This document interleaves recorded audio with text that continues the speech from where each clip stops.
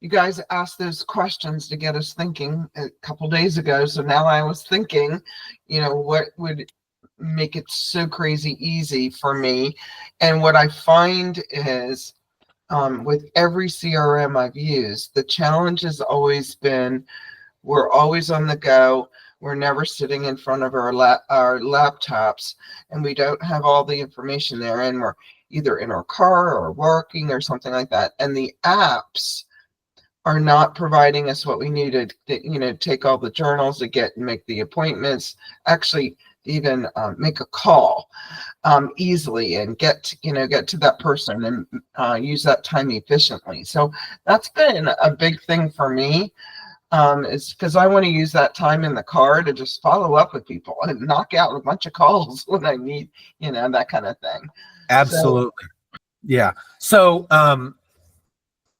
we have kind of talked about this, but let me go into a little bit of a vision of what we've done. And I think Cody's got a few different documents on this vision that we've put together. One of the things that we felt most important was building the infrastructure for your data. You've got to have your contacts in your database. You've got to have some listing information in your database. You've got to have your calendars and stuff like that in a database of some sort. So we had to, designing this and putting it all together, we had to build the basics first, being able to get the data in there in the first place, get it so you can search it and do stuff on the desktop. Now, what's coming is, and this is something that me and Cody and I both spent time this week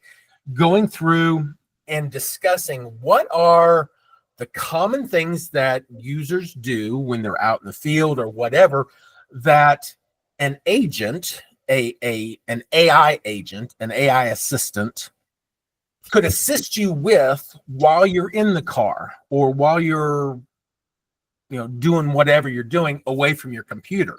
If you had access to your phone, maybe to Siri or Google, if you've got a little Google device, you can say, hey, Google, give me my appointments today in Sam.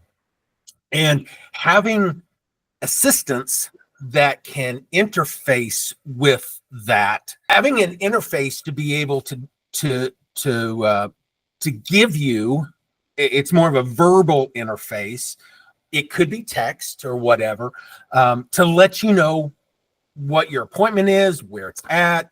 Just imagine you're headed to your appointment, and Sam, you get on there and either through your phone or through Siri or whatever, you say, hey Sam, or hey Siri or whatever, I'm going to my next appointment.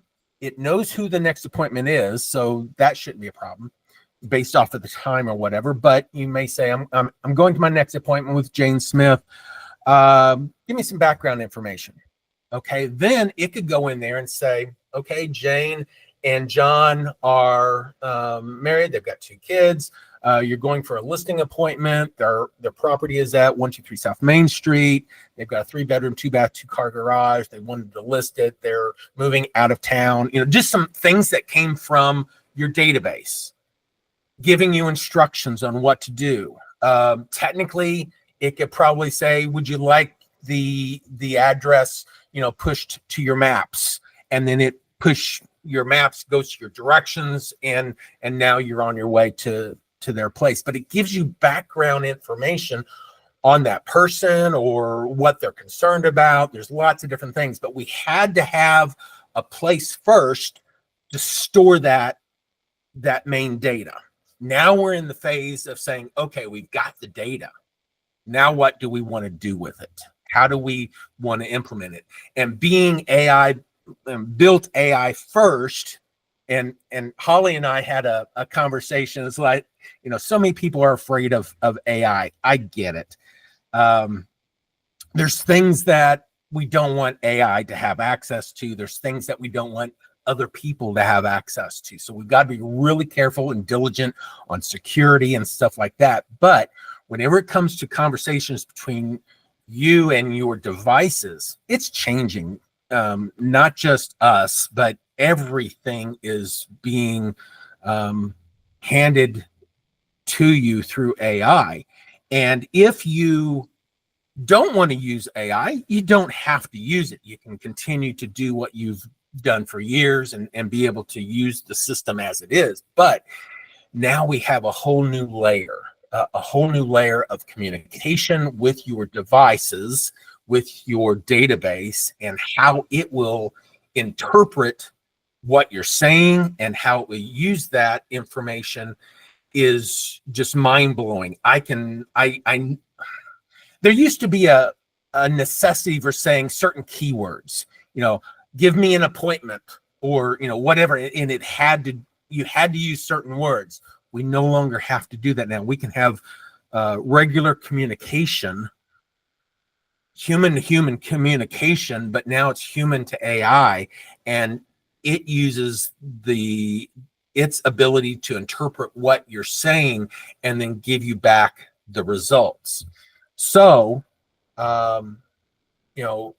we've been asking, or we've been going through this thought process of what are the common things that agents would customarily do, and if they're out in the field or whatever, what are some customary things? Because we've got to make sure that we've got, and this is some technical stuff, callbacks and API connectivity to allow the system secure access to your data. No one can get to your data and unless we specify it, and we only want you to be able to get to your data when you need to. So there's just a lot of security and stuff that we're building into this so that it gives you that security, assurance that my data is safe and good to be used, but I can now use it in a whole new way. Just mind blowing.